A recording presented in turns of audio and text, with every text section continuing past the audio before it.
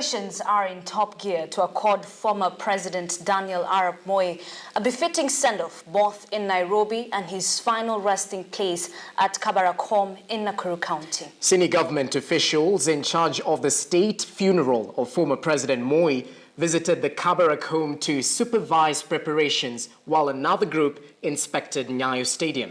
Now, the government officials were led by Interior CS Dr. Fred Matiang'i. John Litting with that story.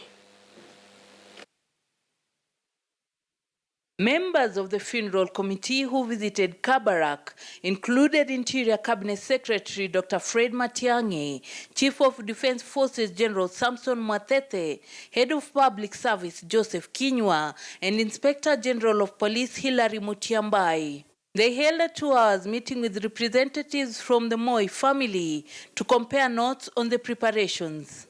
They also inspected the grounds where the former President Daniel Moi will be laid to rest. He will be laid to rest here next to the mother of his children, Lena Moi. We have agreed this morning that we will have the funeral service conducted here on Wednesday, but we will have about 4 other sites where the funeral service will be projected.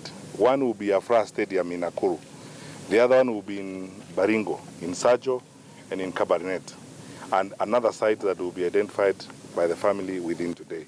Thousands of mourners are expected to attend the final funeral service at Kabarak. This is likely to disrupt traffic flow, but Matiang'i maintains that they are ready to handle it.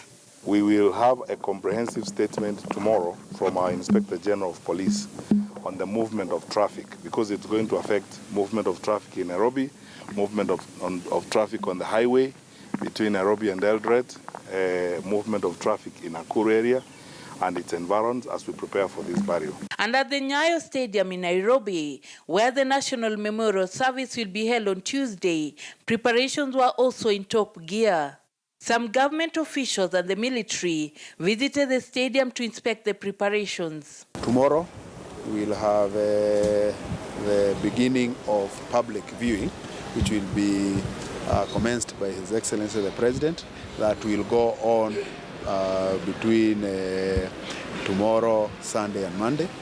Then on Tuesday, there will be a national thanks memorial service for the departed president here. The former president has been credited with establishing top-notch education institutions that includes Kabarak University, where he served as a chancellor. He did so much in this country, and particularly in the field of education. He built quite a number of schools for purposes of increasing access to education at different levels. At the level of the primary school, the secondary schools, and even the level of higher education. And Mzee Moi himself has been a role model to all of us, coming to church on time. In fact, he would kind of come on time more than everybody else. At the nearby Moi High School, Kabarak, students and staff lined up to sign condolence book as they remembered a man who they looked up to as a father. Those who did not have fees, they paid everything. And even currently, he contributes in paying fees for every class has 10 children. So we have about 40 in session, right from Form 1 to 4. As a pastor who pastored him for more than 12 years, I can say I have lost a very faithful member, a man who kept time, a man who never left behind his Bible, a man who never left behind his golden belts, a man who truly loved God. He's advised us, he's talked to us, and he's impacted each one of our lives in more than one way. I am also a beneficiary of the Moi scholarship.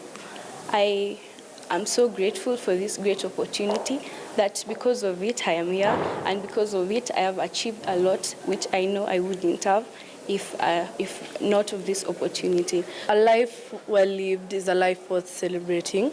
Therefore, as we mourn the death of our late patron, we will also celebrate his life, for he was a great man and he did many extraordinary things.